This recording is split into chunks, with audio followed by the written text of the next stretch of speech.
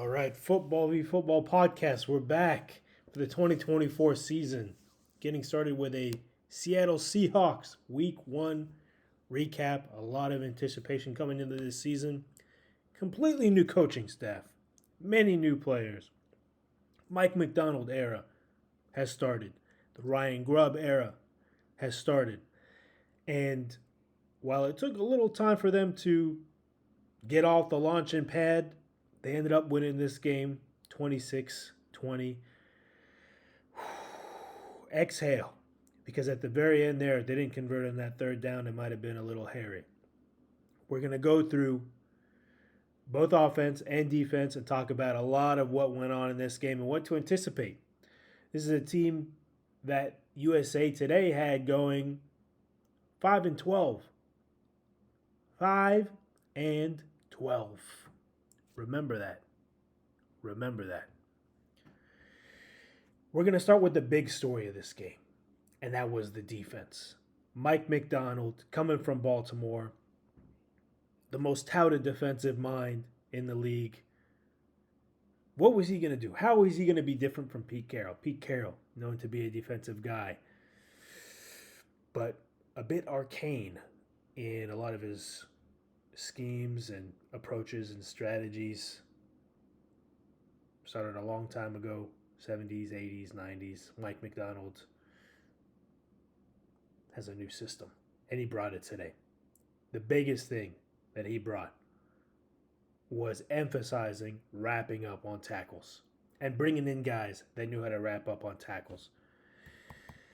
All right, we're going to look at the defense here. The defense didn't allow a touchdown until late in the fourth quarter to Bo Nix. This was 3 field goals and 2 safeties allowed up until late in the fourth quarter. 2 safeties, almost 3 safeties. That was a crazy, crazy first half for this offense. Crazy bad. But we're going to focus on this defense first. We're going to give the flowers to Julian Love. What a game by him. He got an interception, was everywhere on tackles, maybe just missed one, but then started to wrap up later in the game. First quarter was really, hectic, but had a tackle for loss. Played a great game. The newly signed free safety. What a game by Julian Love. Great, great game. He was everywhere. Tyrel Dodson, a revelation. A revelation. This here says 1 tackle for loss. I saw at least 3. And he had a pass defense. He was everywhere. He was wrapping up on everything. I mean, whether it was, chest high or belt high or wrapping around the feet, that number 0. What a great tackler he was. Devon Witherspoon, 7 total tackles with a pass defense. Rayshawn Jenkins as well, another guy that in the first quarter or so wasn't wrapping up, but he was everywhere. He was on the line of scrimmage. He was in the backfield. He was in coverage.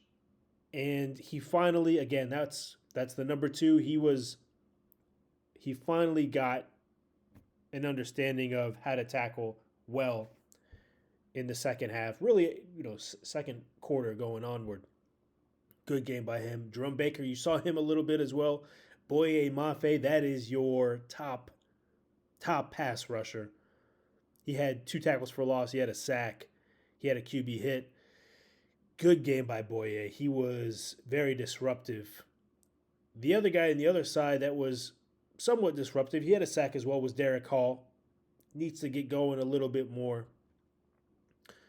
Leonard Williams, the big cat, he had 5 QB hits, and he had portions of the game that were all his.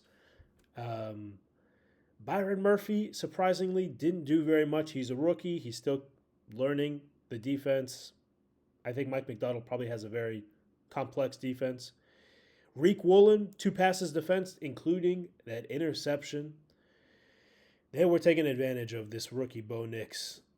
And Bo Nix, he's good as a scrambler, but his accuracy is not great. Again, this is a guy that up until late in the fourth quarter was not playing well. Not playing well at all. And it was the up-tempo that got to him. It was 26-13 up until, like I said, late in the fourth quarter. And the up-tempo got to the Seahawks defense, and Broncos marched down the field. I think it was 50 yards, and then Bo Nix scrambled in for a touchdown. Kevon Wallace, got to give him credit as well. He punched out the fumble, forced a turnover there. Let's see who else on this. I think Derrick Young made a big tackle on special teams. Props to him. Laviska Shenault didn't do very much. The opening kickoff, he was okay. Mike Morris, he combined for a big tackle. I remember on one of the last drives. Jonathan Hankins, you didn't really hear his name very much. He had a tackle for loss. Marquise Blair, you didn't hear his name at all, but apparently he had a couple tackles. Trey Brown had a big pass breakup. I forget who it was on, but he also did allow a big catch that led to, I believe, a field goal maybe at the end of the first half. Trey Brown, I'm a little hot and cold on him. And, yeah, stout defensive backfield. Julian Love, good game. Rayshawn Jenkins, good game. Woolen and Witherspoon. Witherspoon was close to getting sacks and had some pass breakups in this game. All game. The linebacking core, Tyrel Dodson, great player. Jerome Baker, not as good, but, not terrible. That's that number 17. On the front line, Boye Mafe, he's your star. Leonard Williams on the interior, very good. Still waiting on Byron Murphy and some of the other guys. Uchenna Nwosu, of course, out for this game. Hopefully we can get him back. Derrick Hall flashed a little bit, but some of these other guys, the pressure was okay. They were getting there at about 3 seconds. Some of them was, when they got the sacks, it was about 2.5 seconds. But Bo Nix was getting the ball out. He wasn't very accurate, but he wasn't holding on to the ball. It'll be interesting to see where they go. The Broncos go here. A lot of times you don't know. Week 1, you don't know if that's a great defense or just, a bad quarterback in his first game. He showed some flashes. I was upset as a Courtland Sutton believer and a fantasy football owner of him that he wasn't getting the ball to him a lot.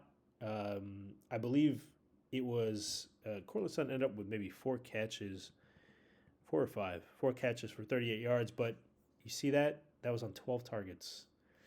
So they're not really in sync. I was thinking maybe Sean Payton should start looking at Jarrett Stidham, Zach Wilson, God forbid.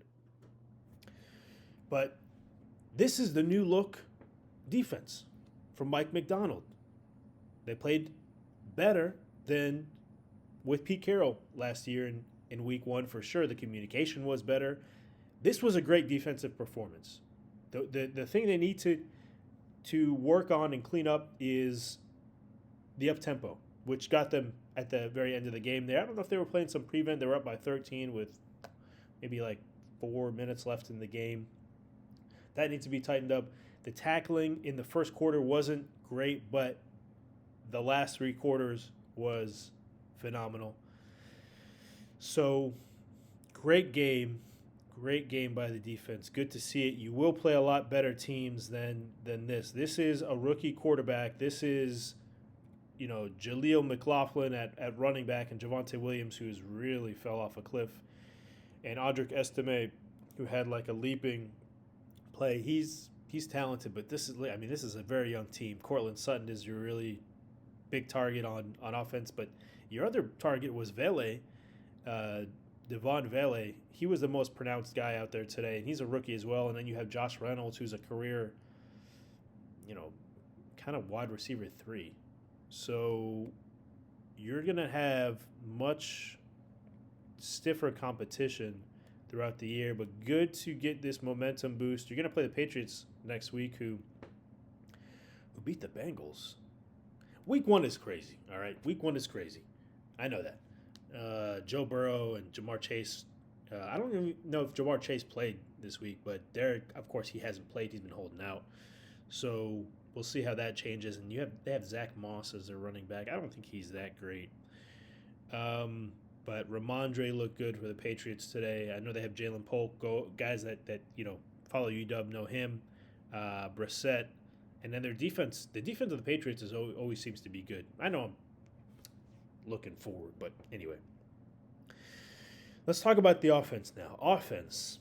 Ryan Grubb, the newly minted offensive coordinator from the University of Washington, the highly touted guy, at least from me, because of what I saw from him last year. And a lot of the big, the football heads that know a lot and care to dig deep know that when they study Ryan Grubb's offense last year, they know that he is excellent at scheming players open. That was his forte. That's why they made it to the national championship. That's why they were an elite offense last year. But one thing that I was reticent to kind of accept was the offensive line for the Seahawks. They were coming into it. It was George Fant as the right tackle, Anthony Bradford as the right guard, Connor Williams from the Dolphins as the center, Laken Tomlinson as the left guard, and Charles Cross as the left tackle. So who knew? This was a hodgepodge. Other than Charles Cross as your star left tackle, Abe Lucas is out. You bring back Fant, Anthony Bradford. He only played, I think, a little bit last year. Connor Williams, he's the new guy. And then Laken Tomlinson, I believe he's also new. Maybe he was on the team for briefly last year. So this is a tough offensive line. They're certainly not all pro. They're certainly not what Ryan Grubb had, which was the best offensive line in the nation essentially last year, if not top 5. And I didn't take that into consideration when I thought about how great Ryan Grubb was going to be, and it showed. It really showed, especially in that first half. That was ugly. Like I said, they allowed 2 safeties. It was bad. Geno threw an interception in the first quarter, throwing to absolutely nobody on offense. Just threw it right to Alex Singleton. And it was looking real bad. George Fant went out with an injury. Stone Forsythe came in. There were multiple holds by Anthony Bradford. He was not looking good. One of his holds resulted in one of the safeties because he held in the end zone. Laken Tomlinson was just getting blown by, not giving Geno any time. I mean, there was one where the rusher got there in like a second and a half. Jonathan Cooper, is that his name? Yeah, that guy from the Broncos. He's a beast. He's really good. He had 3 QB hits, 2 tackles for loss, 2 sacks, 6 total tackles. He's a very good player. If you're a Broncos fan, you got one in there. They totaled 7 QB hits. They got 2 passes defensed, 9 tackles for loss. Yeah, you definitely saw that, especially running the ball early on at least. But it was ugly. It was ugly in the first half. There wasn't much. You didn't see what I thought you would see, which is players running open. Any catch that was made was contested. And the synergy that Geno had in the first half was maybe just with JSN. That's what I remember.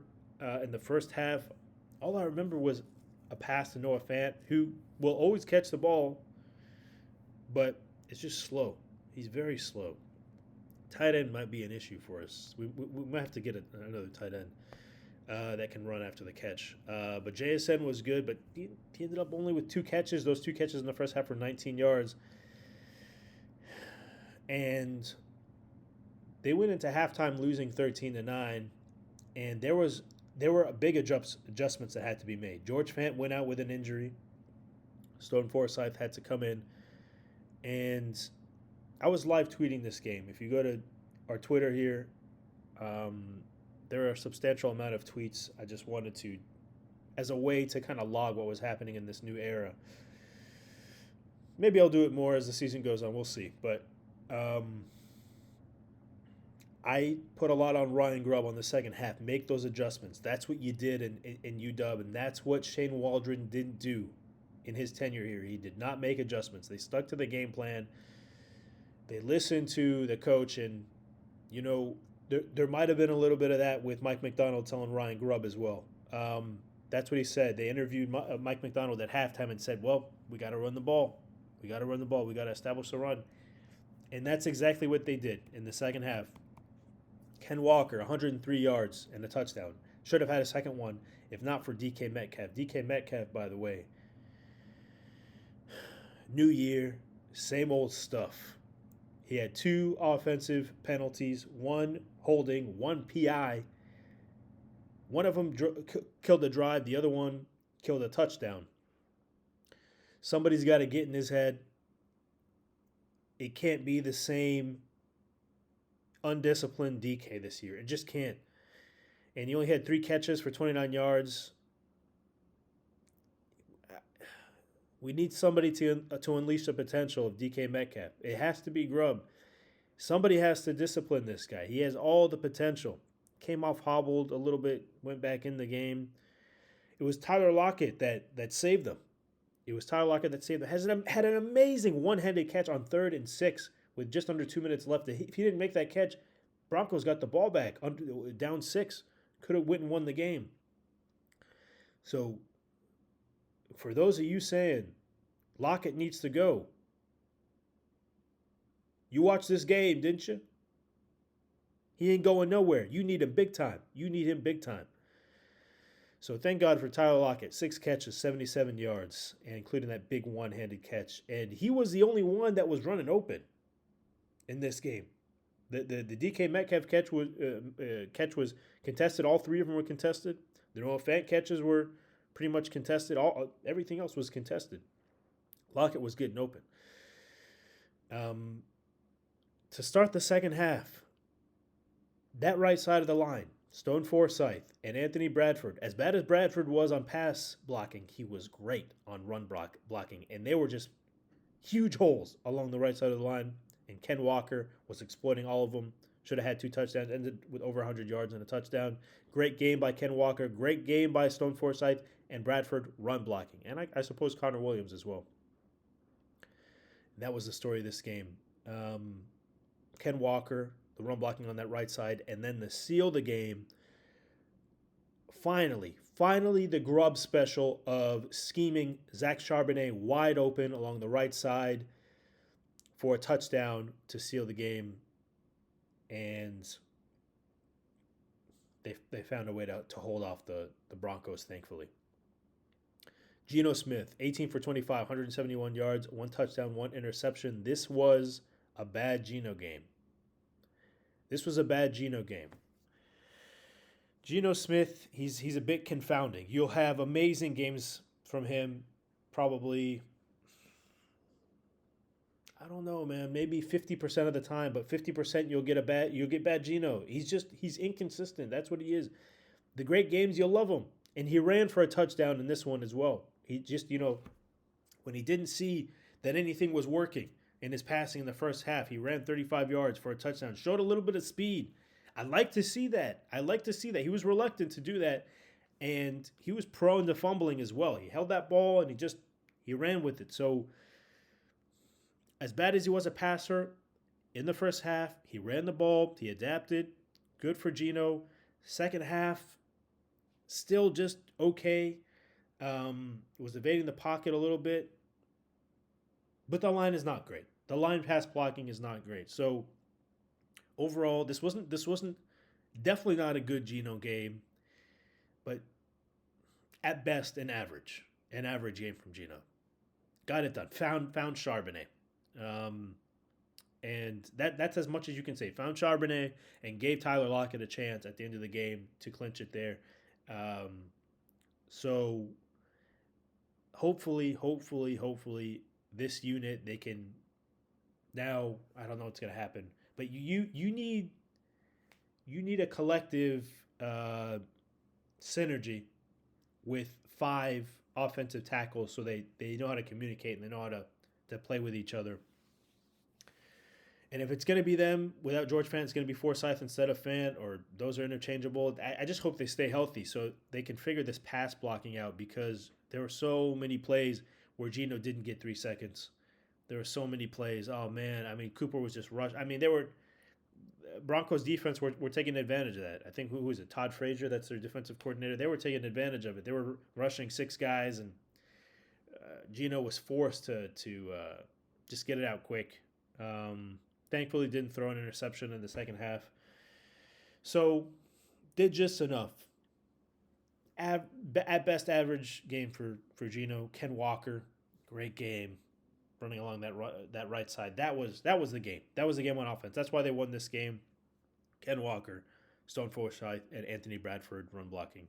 That was it on offense. And on defense, game ball is tough. You got to give it to probably Julian Love, maybe a little bit to Tyrel Dodson.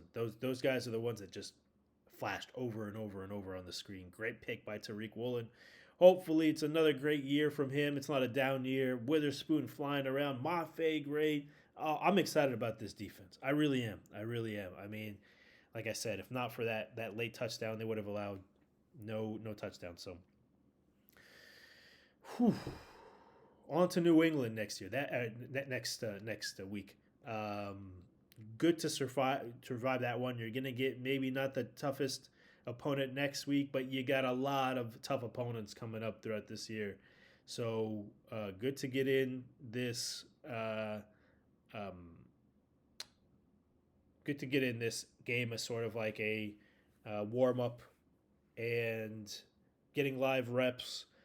And another thing I was mentioning to some folks is when you don't play your starters in preseason, you get slow starts like this, especially on offense. So good to get these guys some live action. Same with the defense, I suppose.